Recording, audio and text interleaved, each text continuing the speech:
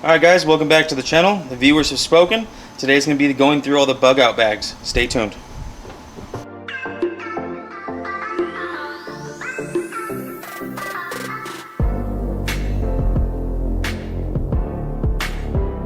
Alright, here's the first kit. It's kind of a miscellaneous bag that I keep. Of course, water. I keep water in every bag. I have 6 gallons of it in the Jeep, and I have canteens or bottles in every bag because this is the climate I live in. I can't stress enough to you guys to prepare and pack and get ready for what you guys are going to encounter. Obviously, somebody that lives more in a snowy environment and it's colder, you're going to have a lot more clothes in your bags. You might have a lot more fire starters, flint and steels. You're going to have stuff that's for your environment that you're going to be in and that you need to be prepared for. Of course, you can never go wrong with a little bit of twine. I have a few of these in my bags, as you'll see. I have the N95 mask. Out here we do get dust storms that pop up randomly, especially during monsoon season. It's nice to be able to pop one of these on and you know you're going to be breathing air that's a bit cleaner than normal. I do have full respirators, gas masks, chemical masks in the house. If something like that does happen to pop off. But these are nice if you're out there up in the hills and dust storm comes along, you got allergies. This helps out quite a bit. Headlamp, of course, got to be able to see at night. I do have obviously multiple flashlights on me. This is just the one out of my pocket. I got lights in the other bags. Thanks, shout out to O-Lantern for those. Those are some really nice flashlights. But these are good, low voltage. The batteries last a long time. It's nice to have it on your head when you're walking around working at night, trying to build your shelter, whatever you may be doing. You got your whistle and compass. You want to get to where you're trying to go. You need the directions, and of course, you need to be heard if you need to be heard. On the back is a thermometer. Right now in the garage, it's 98 degrees. I think today's going to be a high of 109. But I'll show you guys the temperature once I get up there. We're going a couple thousand feet up in elevation, so it's going to get a little bit cooler. Not cold, but cooler, which is nice. Knives. Always got to have knives on you for anything that you're going to be doing, especially if you're hunting and trapping, or whether you just need to whittle down a stick to eat. I still have the Civivi knife on me. Really good blade, really nice knife. Redundancy. I just keep knives on me left and right. It's never a bad thing to have if you're a prepper and you're out trying to survive. And of course, a stone to sharpen them. It's nice to sit around the campfire at night. You know, let your mind wander and drift off as you're just sharpening your knives up, make sure they're ready for anything that you might encounter. I do have a toolkit. Of course, not that much in this one. I do have a full socket kit in the car for in case my vehicle breaks down or anything. These are just pliers, some vice grips, and some screwdrivers, just for random stuff you might encounter. Of course, toilet tissue. You gotta have the toilet tissue unless you want to go out there and raw dog it. I'm sure plenty of us have, but it's always a luxury and it's nice to have some real toilet tissue. Here's a 5-quart rain catch bag. I do have in my food bag, I have a canopy tarp that I catch up to set up in a V for just specifically this. You run it off into this and you can drink right out of the bag, especially because it's rainwater. You don't have to filter it or worry about any contaminations. And if you do, of course, you keep filters on you. Duct tape, this is self-explanatory. Everybody needs duct tape in their bag. Obviously this has gotten a little hot out here in the Nevada heat, but I can still use it for anything, whether it's patching up tarps, tents, blankets, sleeping bags, fixing something on your vehicle, setting up some kind of shelter. It doesn't matter. Duct tape's got your back. These are the first aid kit. I stress this to everybody. Always have a first aid kit. Of course, you've seen my trauma kit, but this is just for minor scrapes and scratches and little things you might run into in case you slip with your knife. This is from Jace Medical. Down in the description I have their link. Get you some money off, and it's a really nice website. Some good people over there. Some really good products as well. This is everything from blood clot to wound packs, gloves just in case you're helping somebody else out, alcohol wipes, triple antibiotic ointments. Of course, I added more of my own ointment in here because I've used up quite a bit of it. Cut myself just the other week pretty bad, top and bottom of my hand. They're not getting infected. I've taken care of them with just this kit right here that I had in the Jeep. Of course, it comes with a little whistle too, which is kind of surprised. That's pretty nice though.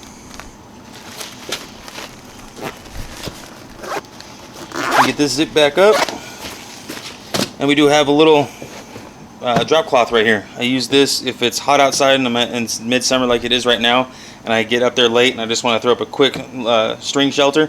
Throw a rope between 2 trees, throw this over it, bam, you got a shelter. It's real quick and easy until you can get up the next morning and really start going to town on getting logs down and creating something that's more durable and more robust for the environment you're in. Alright, that's it for this first bag. This is more of a miscellaneous one.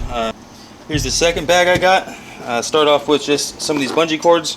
use bungee cords just for about anything, holding stuff together, stretching stuff out, like those tarps or whatever it may be. We have jumper cables for anything. They're pretty thick for anything that's more of a high voltage, from jumping your car to transferring power from point A to point B, whether it be lower voltage. Of course, with the lower voltage, you are going to lose some of the power in the cables because how thick they are, but it'll still get the job done for you if you're in an emergency situation or scenario. More rope. This is one of my favorites. It's nice and thick, durable, and it comes with a carabiner on it. I've used this stuff for many different things. For example, making wood backpacks, where you make a little satchel for carrying firewood up the mountain. I like to be on top of a mountain when I camp out, or more of on a peak of a hill, just so I have the higher ground if anything does happen, or any scenario comes up where I need to start defending myself from whether it be animals or other people. So this is pretty nice. You can use this for shelters, just about anything you can think of. Some nice cord right here. Here we have the camping pillow. It's more of a creature comfort. It's nice to be able to get a good night's rest, get you prepared for the next day. It's more of a morale thing. I mean, you obviously can sleep in your tent without a pillow, or you can put some leaves together under a little tarp or whatever it may be. But this is going to help you out a lot when it goes to the morale and making sure that you're ready for the next day. You're fully rested up and have a comfortable sleeping situation. So this is a must for me, at least. I got a little sweat cloth. You get these wet, you throw them around your neck. Since we are here in the Nevada heat, these are really good to keep on you. Keeps your body temperature down. You're not evaporating as much water when you're not sweating it all off. I wrap these around my neck or around my head, so it keeps me nice and cool. We've got the Terra Hiker canopy tarp. Set this up for another situation where you're going to be doing a string line, or whether you want to catch water or anything. It's pretty nice size tarp. I think this is 10 by 15, but it is pretty thin. It's thin material inside here. Terra Hiker, another good brand. We have some emergency devices, or a emergency device. It's strobes, and it stays solid just in case you need to get somebody's attention. We do have more water. I keep telling you guys, more water, more water. Up here we don't have it readily available. I can find it, but it's just better for you to keep it on you at all times. And I do swap these out too. I don't just leave water in here for years at a time.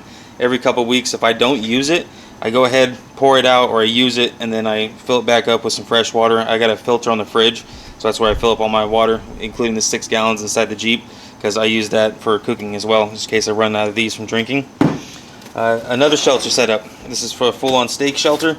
It comes with the tent stakes. It has the reflective emergency blankets to keep the heat in. This is more of a quick shelter to throw up when you don't have much time, but when you need to keep the cold out and keep the heat in. This is really what this is for. I have more paracord in here.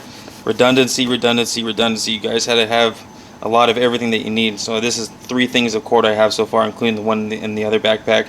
It's 3 shelters I have that I can throw up in a very short amount of time until I can get up the next day and get going at a real sustainable shelter to keep the environment out and be able to last for as long as I need. That finishes up for this bag. The last one's going to be all the food and water filtration systems that I have. You got to keep that on you. You got to be able to drink clean water. You're going to get sick, and it's going to dehydrate you, and it's going to make your experience out there and your time out there a lot harder, especially if you're trying to actually survive in a bug out situation.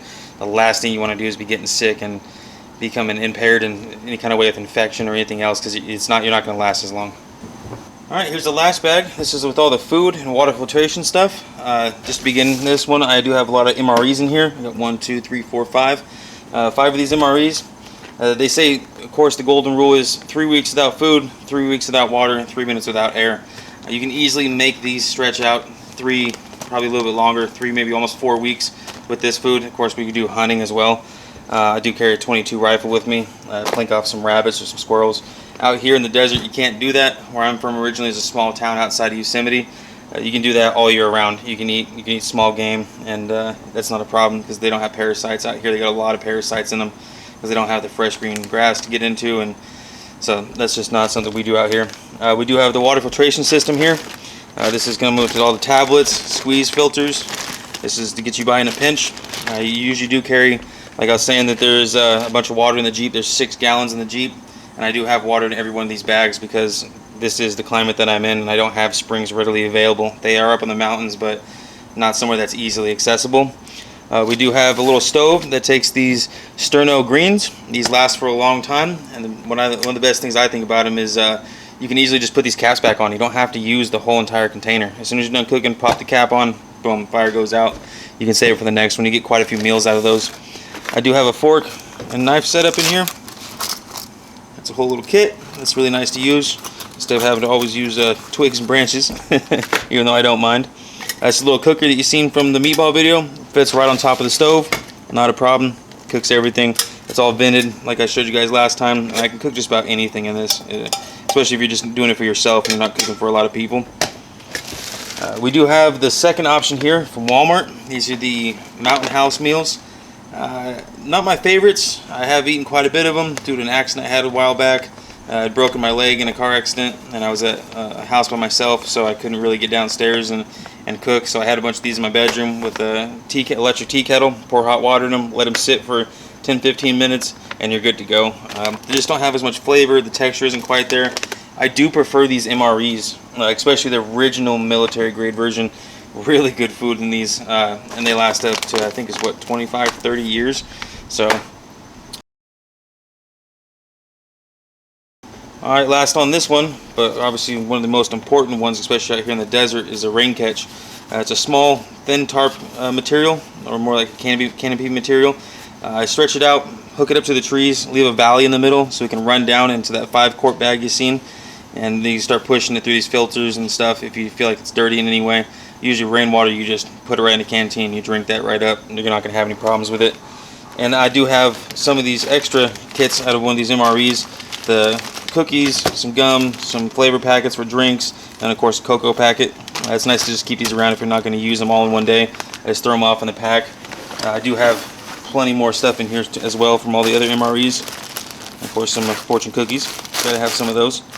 But that's it for this food bag. Alright folks, that's my bug out bag setups. Just keep in mind this is for my environment and what I'm prepping for.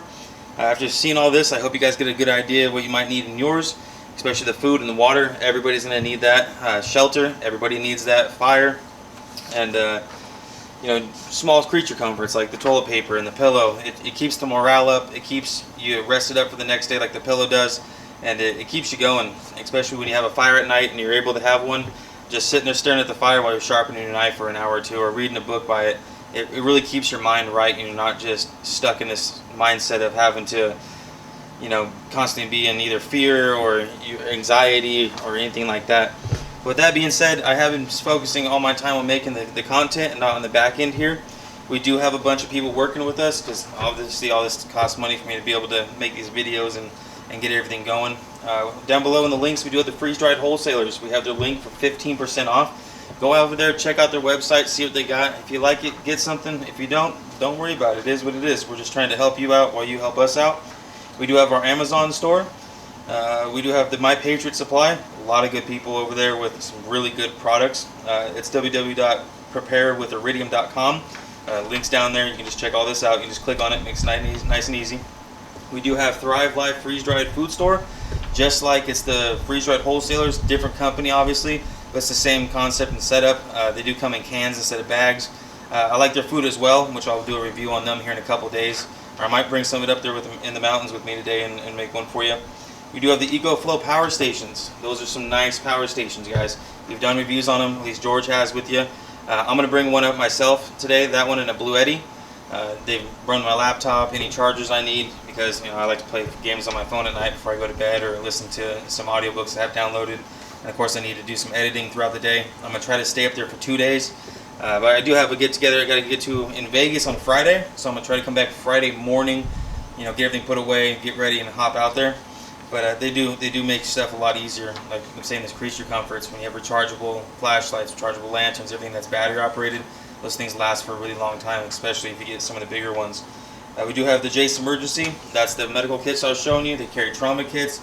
Those kits have everything inside of them, from small minor scrapes and scratches to if you halfway cut your arm off, or if you happen to get a gunshot wound, or if you're bleeding out pretty good. They have tourniquets and everything else. They get you fully prepared, and they come in the kits. Check out which kit suits you, and then you can go from there with it. We do have some other stuff here. Oh, the iridium242.com. Don't forget to come check out our own website. Everything's going to be on there as well. It's kind of a one-stop shop, whether it be from survival gear to food to, it doesn't matter what you guys are looking for, we have it on there. I appreciate you guys stopping by and staying tuned with us, and I really appreciate you guys' support. You guys have been amazing with giving me pointers and tips, and we greatly appreciate all the condolences from George's funeral here. That was kind of a hard one to put up for us, and especially for me to edit it and go through it. It wasn't an easy day, I'll tell you that much. And I'm really grateful for you guys' support, and you helping me continue this channel on. Well, as always, stay safe and stay prepared.